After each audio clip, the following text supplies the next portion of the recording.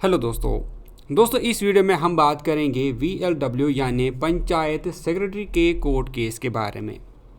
बच्चे बहुत ज़्यादा परेशान हैं। ऑलरेडी बच्चों का एग्ज़ाम हो गया है, प्रोविज़नल सिलेक्शन लिस्ट भी आई है, लेकिन बच्चे अब जानना चाहते हैं कि ये जो हमने एग्ज़ाम दिया, प्रोविज़नल सिलेक्शन लिस्ट आया, फाइनल स्कोर आया, रिज़ल्ट आया, अब उनका क्या होगा।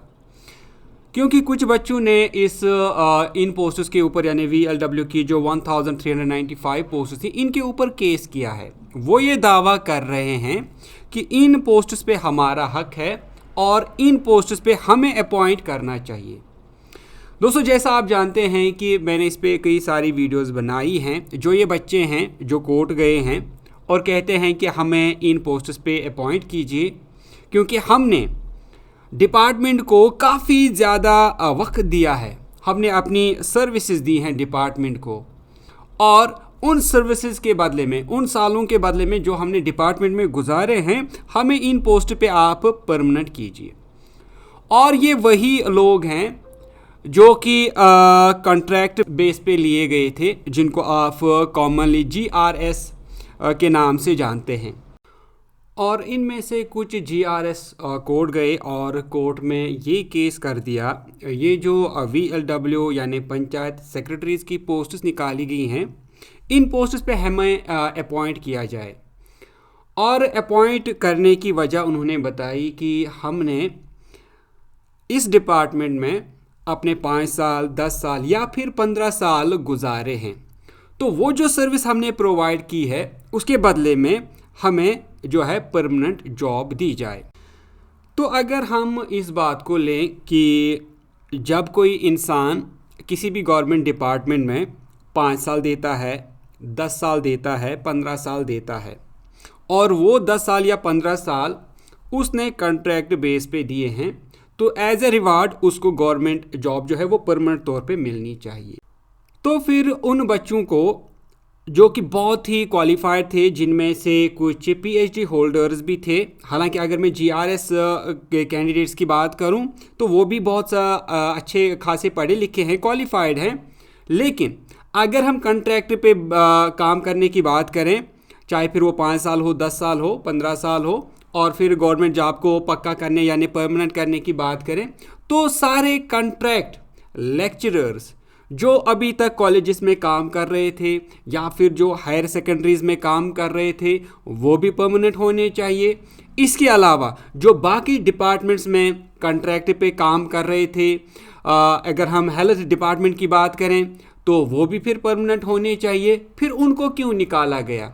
आपने सुना ही होगा पिछले साल या फिर 2 साल 3 साल पहले कि कुछ कॉन्ट्रैक्ट लेक्चरर्स ने 15 साल 17 साल तक कॉलेजेस में कॉन्ट्रैक्ट बेस पे काम किया है, कुछ ने हायर सेकेंडरी लेवल पे काम किया है, कुछ ने हेल्थ डिपार्टमेंट में इसी तरह अपनी पूरी उम्र ही जो है वो कॉन्ट्रैक्ट पे काम किया है। लेकिन फिर क्या हुआ? लास्ट में गवर्नमेंट ने ऑर्डर निकाला कि सभी कॉन्ट्रैक्ट जो भी हैं उनको छुट्टी की जाए, और लास्ट में हुआ भी फिर वही कि उनको आखिरकार जो वो दावा कर रहे थे कि हमें जो है परमानेंट जॉब दी जाए, मैं बात कर रहा हूँ कॉन्ट्रैक्ट लेक्चरर्स की, या फिर जो हेल्थ वर्कर्स थे जिन्होंने कई साल अपने इनफैक्ट 20 साल 30 साल भी कुछ लोगों ने काम किया था, लेकिन आगे उनकी फिर किसी ने नहीं सुनी, क्योंकि जब वो कॉन्ट्रैक्ट पे लगे थे, जब वो कॉन्ट्रैक्ट पे अपॉइंट होते हैं, तो कॉन्ट्रैक्ट में उनके लिखा होता है, वो एफिडेविट देते हैं कि हम अगर आज कॉन्ट्रैक्ट पे काम कर रहे हैं तो इन फ्यूचर हम कोई भी क्लेम नहीं करेंगे कि हमें परमानेंट जॉब दी जाए। ये उन्होंने एफिडेविट में लिखा होता है, ये उनके कॉन्ट्रैक्ट में होता है कि इन फ्यूचर हम क्लेम इस जॉब को एज परमानेंट जॉब नहीं करेंगे, यानी हम दावा नहीं करेंगे। अगर हम आज यहाँ पे काम कर रहे हैं तो कल हम ये नहीं कहेंगे कि ये हमारी परमानेंट जॉब है या हमें ये ही जॉब परमानेंट तौर दी जाए। तो उनके पास एफिडेविट जो है वो ऑलरेडी उन्होंने दिया होता है, कोर्ट से बना के होता है। और ना ही उनके पास जब वो कॉन्ट्रैक्ट पे लगाए जाते हैं तो कॉन्ट्रैक्ट में जो एडवर्टीजमेंट्स निकाली जाती हैं उनमें भी कहीं पर भी ये क्लॉज या कुछ भी नहीं लिखा होता है कि हम जो ये जॉब आपको दे रहे हैं, अगर आप हमारे साथ 5 साल या 10 साल काम करेंगे तो हम आपको ये आपकी जॉब हो जाएगी, ये आप फिर परमानेंट तौर पे ले सकते हैं। ऐसा भी कहीं पर भी नहीं लिखा होता है।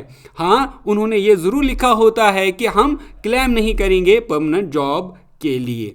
तो इस सिलसिले में उनका जो दावा है, जो कोर्ट वो गए हैं, हालांकि मेरी किसी के साथ कोई पर्सनल दुश्मनी नहीं है कि मैं उनके अगेंस्ट में बोल रहा हूं, लेकिन ये सही है कि उनका जो केस है वो वीक है।